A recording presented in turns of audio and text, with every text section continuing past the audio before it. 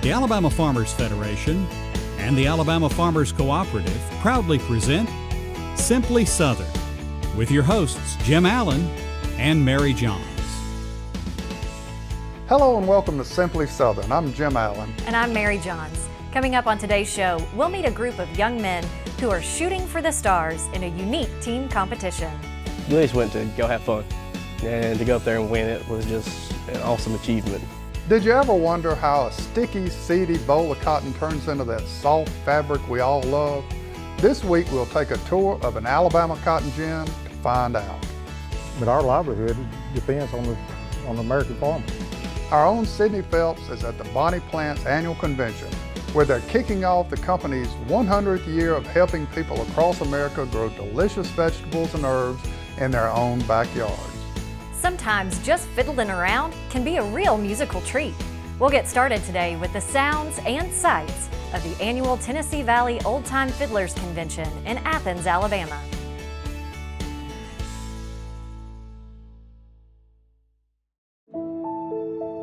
What sustains us? Food? Family? Faith? Alabama farmers live those things every day. They conserve our resources, clothe our families, and fill our tables. They cultivate jobs for our communities and values for our future. Farmers grow it all right here in Alabama. There's no such thing as downtime when you own a farm. This is your land. You tend it and try to get the most from it, no matter the weather or time of day. It's been that way for generations. And for generations, your local quality co-op store has been there for you, with a full range of agriculture supplies and services, from feed to fertilizer, seed to grain storage, and the right hardware for any application. You'll always find what you need, plus friendly, knowledgeable advice at your local quality co-op store. There's one near you. We all know the condition for playing music in Texas. You gotta have a fiddle in the band. But the same can be said if you want to strum a few notes in Athens, Alabama, the city where thousands of music lovers congregate for the annual Tennessee Valley Old Time Fiddlers Convention on the campus of Athens State University. During the first weekend in October, the city of Athens welcomes over 15,000 guests who enjoy strumming, plucking, and pulling a bow across instruments to produce that old-timey music. It's the annual Tennessee Valley Old Time Fiddlers Convention, and it's a true celebration of traditional Southern music.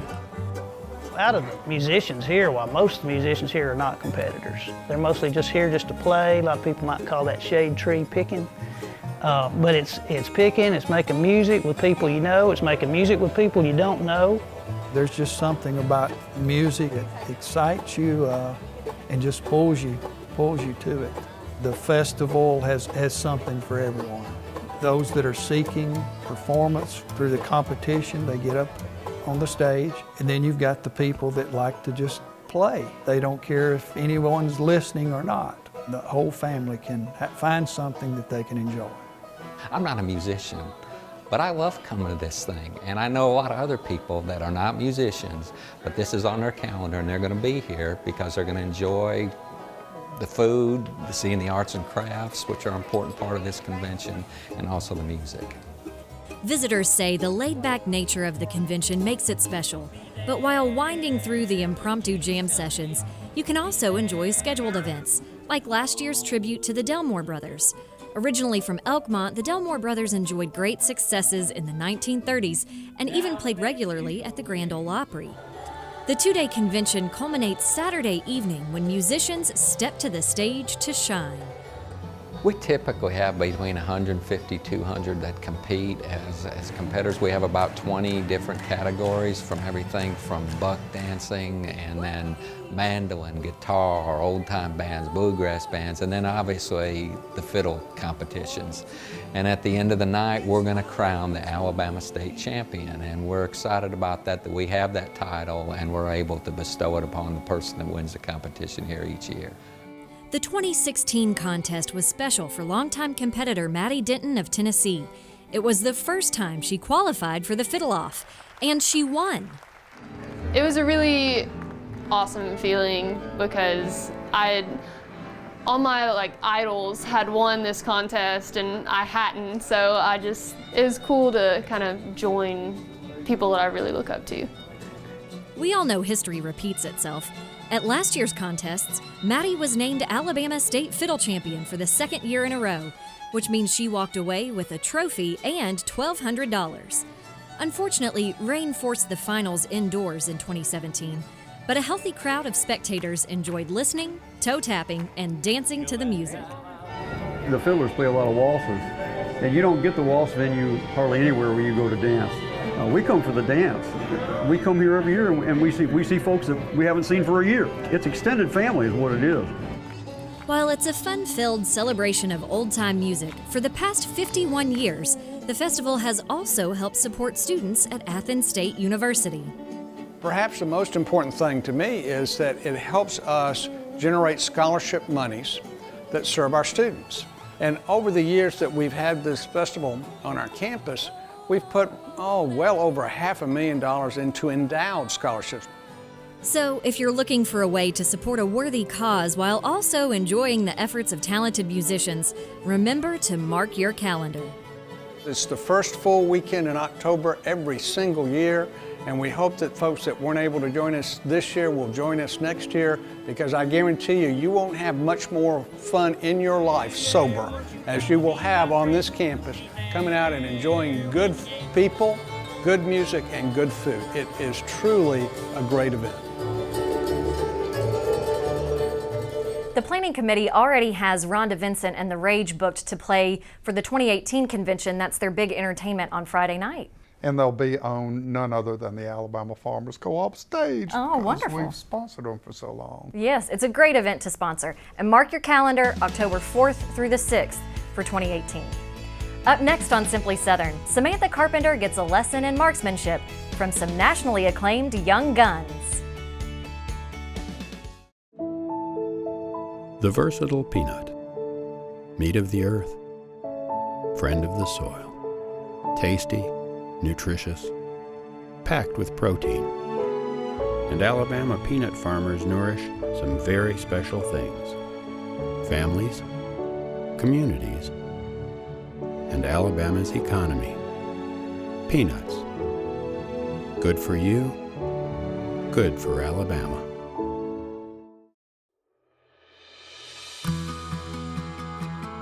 Home. It's where you take your time. Build the future. Make your memories. Celebrate.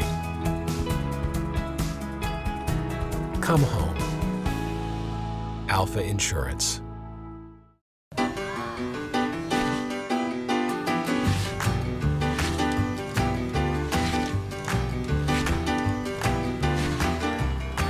Seriously? Have some respect. Pick it up, man. Did you just litter? Take pride in your school. Pick it up, man. Clean it up, dude. Besides keeping your campus clean, adopt a mile with roadside cleanup. Attend the next Coastal Cleanup Day or pitch in on the annual Spring Cleanup campaign. Make a difference by picking up litter and... Don't drop it on Alabama! A farmer has to live on faith. We do all we can do, but we can only control so much. Alabama is the second largest poultry growing state in the nation, so we're trying our best to grow all the corn we can for that. What we produce not only feeds and clothes all of the United States, but about half of what we make goes on to the world market. We've been able to improve yields, have some things that can help us produce a better crop. I'm proud of the product we make and proud that I can say I'm an Alabama farmer. In any given sports conversation in this state, the word shotgun usually refers to a football formation. While you won't find any of the young men in our next story taking a long snap and checking down receivers, they do tend to hit their targets with 5-star accuracy and have some pretty impressive honors to show for it. They call themselves the Bama Claybusters, and they live up to their billing. This young group of Morgan County sharpshooters took top honors for their class at the AIM National Trap Shooting Finals in Sparta, Illinois this past summer. The team's third since organizing in 2009. Now sporting a resume to make most coaches jealous, Scott Boyd didn't have championships in mind when he put his first team together. Actually, my two boys were in Boy Scouts, and they were going for their shooting merit badge, and the whole group of Boy Scouts, they had never shot before, and they got, they wanted to shoot more, so we started looking for other opportunities for them to shoot, and it kind of grew from that. We started off with 4-H, and then that's just a once-a-year competition, so they wanted to shoot more, so we found the AIM program. AIM, which stands for Academics, Integrity, and Marksmanship, is the official youth program of the Amateur Trap Shooting Association. While promoting many of the same values of more traditional team sports, AIM offers a unique form of competition to its members. People realize, wow, that's really cool, and they get into it and they get involved and want to find out more about it, and they just come out here and they watch and they say, hey, I kind of want to do this and see what it's like. Trap shooting involves clay targets launching from a single point away from the shooter, originally created as a way to simulate a bird hunt. Hunting is a favorite pastime of several of the team members, but shooting competitively can be an adjustment. You have to get them to unlearn what they've learned, and you have to start them over. You have to know exactly how to hold the gun, where to hold the gun, when you're looking downfield, and how to look out past where the trap house is. And it takes several years before it all sinks in. They make it look easy enough, but I can tell you from experience that hitting one of these targets takes a lot of practice. I had no clue. I walked out here and was watching all my other friends shoot, and I had no clue what it was, and got out there and started shooting, and I realized, dang, this is hard. The way that a lot of people describe it is you want to imagine that target in front of itself. You want to lead it by 2 targets, 3 targets, depending on speed and angle. So it's easier to do in practice than it is to actually explain it. We'll practice usually 100 rounds at a time. And because I've got 15, the first 5 will shoot and the next 5 and so on and so forth. So we're usually, I'll spend about 3 hours on a Saturday out here shooting with these guys. It takes a lot of time, a lot of dedication, but it's paid off. And it's paid off in more ways than just a trophy. It's undescribable. I went 5-6 years without going up there, and the first time to go up there and win it, because we didn't think, we just went to go have fun, and to go up there and win it was just an awesome achievement. They have a great time together. They learn discipline, what it takes to, really bear down and be a competitor and, be the best that you can be. The more we win, the more people want to be involved with it, of course. It's still amazing me, we've been doing this as long as we have, and there's still people that hadn't heard about our shooting team until they come back and see stuff like this. For Simply Southern, I'm Samantha Carpenter. Like it? Youth shooting sports are becoming more and more popular. For information on getting something started in your area, just visit AIM's website at AIM4ATA.com. 2 other teams came in pretty high in the national rankings this past year. Brewer High School and Decatur Heritage Christian Academy. Yes, and all 3 Alabama schools that did very well. We've got a lot of great shooters in our state. I know we do. Up next on Simply Southern, nope, it's not a fancy cocktail. We'll tour a vital component of our state's agricultural industry, the cotton gin.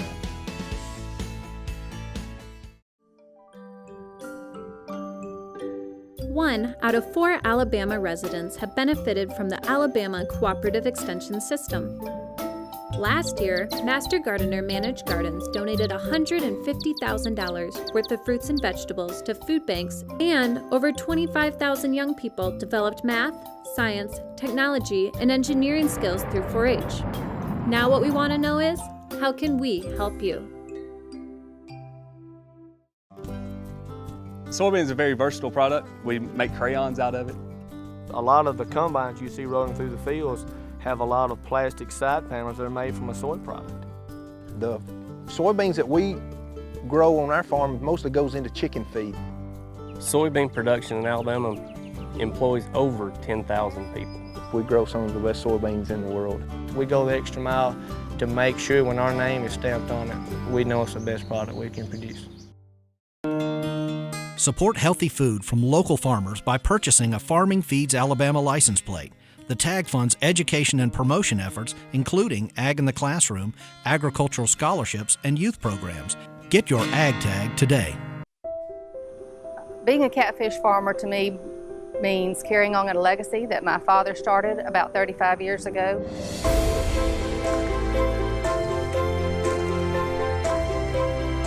It's a good way to take care of the land and provide a nutritious product for people all over the world.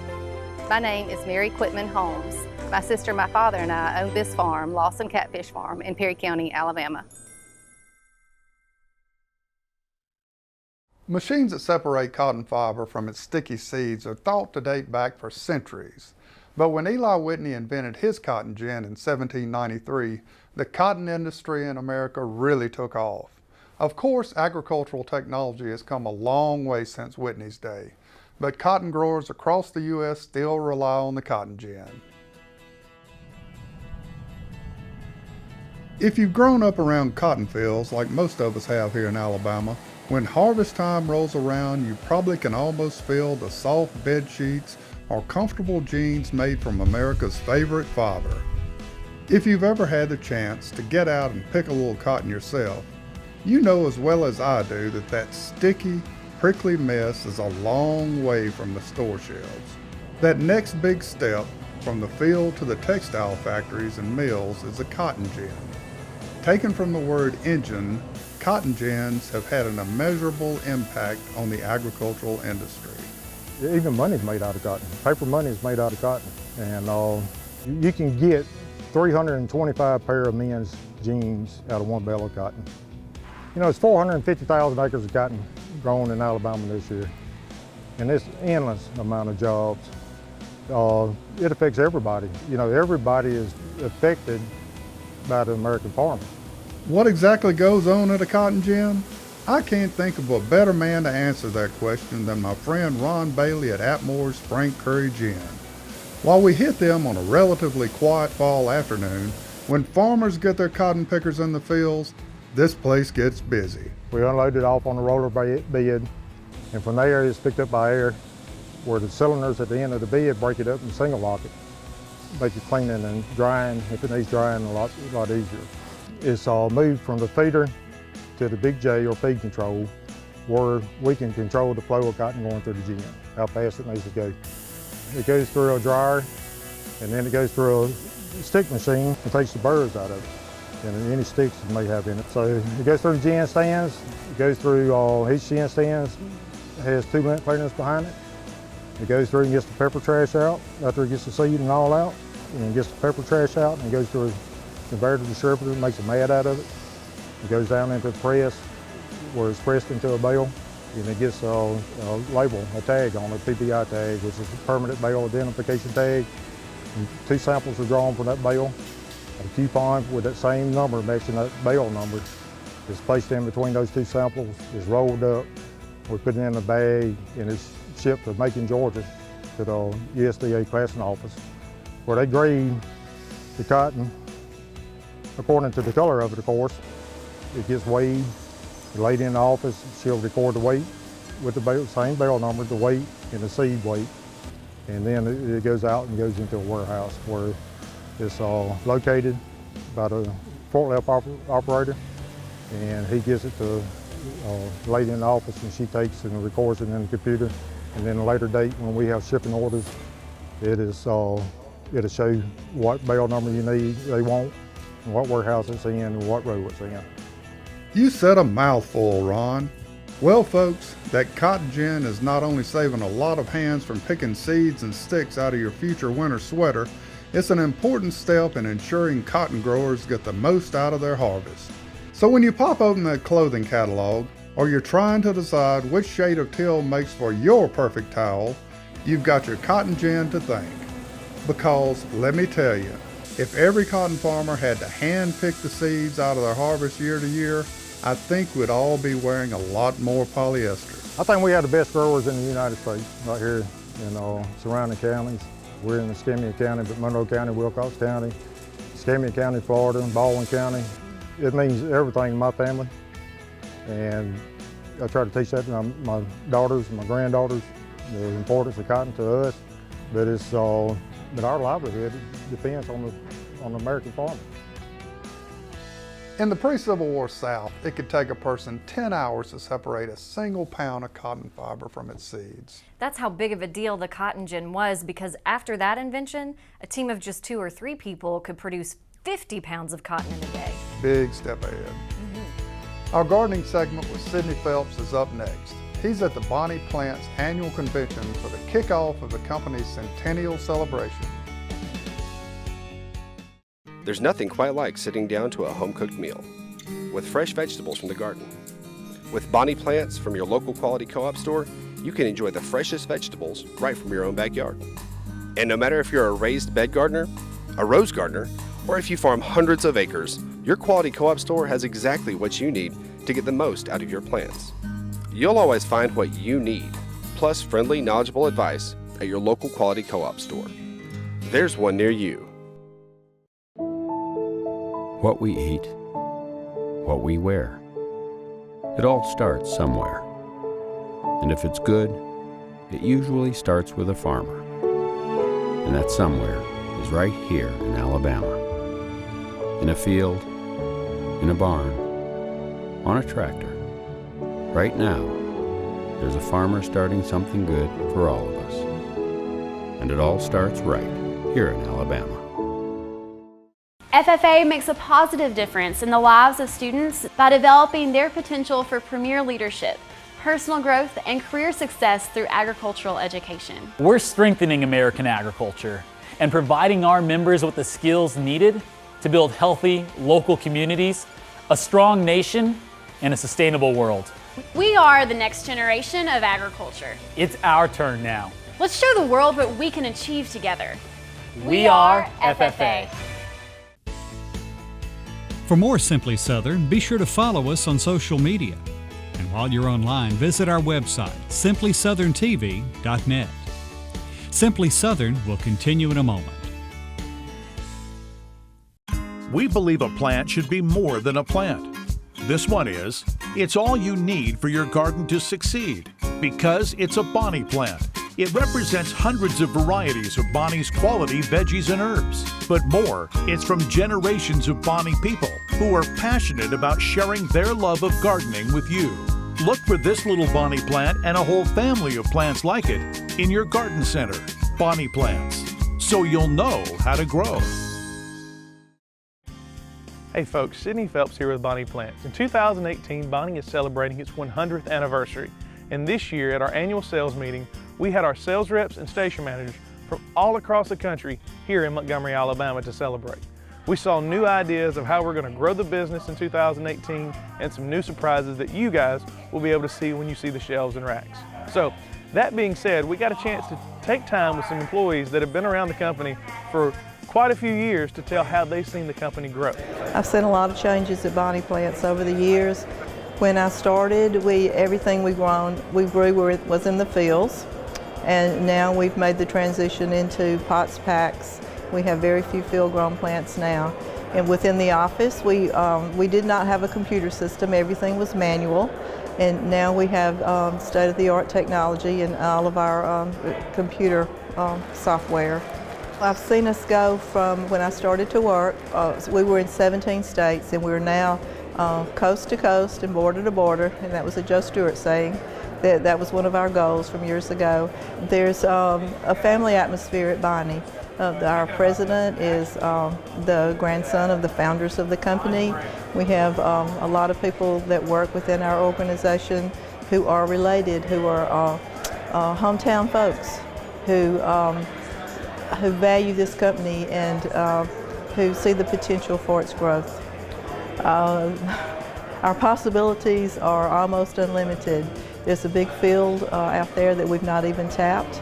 We have new gardeners that are starting every day. We have the third grade cabbage program that encourages young gardeners. We have different programs that we promote gardening to that also help us along the way.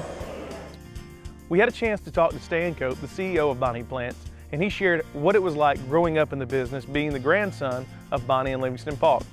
He also told us his vision for Bonnie's future. Well, I grew up in the business. My mom was one of 6 kids in the Polk family, and my dad started working for the company in 1948. And I've been a part of the company for as long as I can remember. I'm honored to be in the position that I'm in with Bonnie. I've seen a lot of change over the years in this industry. I've seen us go from field-grown plants to greenhouse-grown potted plants. It's been a significant change, but it's been a positive change. I think Bonnie's success has been, to a great degree, centered around the people that we've hired. Top quality, good business minds, strong work ethics, and going forward, if we will continue to seek those types of individuals, then we will continue to be successful. As you can see, we're very excited about what 2018 has in store for us. Last year, we had a social media event to have fans help us name a brand new tomato variety. The name that was chosen is the Bonnie Centennial Tomato. This tomato is very flavorful and very prolific. It's a determinate style tomato that you and your family will be able to enjoy this milestone of 100 years with us. To find out more about the history of Bonnie Plants, go to our website, bonnieplants.com, and research the history. You'll see how Bonnie and Livingston moved to Union Springs, Alabama, and started this company. We're still founded, we're still located in Union Springs, Alabama to this day. And as we said before, Stan Cope, grandson of Bonnie Livingston Polk, is the CEO to this day. Family ran, family folks, and we hope that you enjoy our story as we get to share it with you. Congratulations to Bonnie Plants for 100 years of helping America's gardeners be successful. Check out bonnieplants.com for more on Bonnie's history or for answers to your gardening questions. With that, another edition of Simply Southern is in the books. I hope you'll be back with us again next week when we'll visit an organization that's making a big difference for abused and neglected horses in central Alabama. And I'll be off on another delicious adventure, tasting the monk's bread they bake at St. Bernard Abbey in Coleman. Thanks for watching today. I'm Mary Johns. And I'm Jim Allen. We'll see you again next week.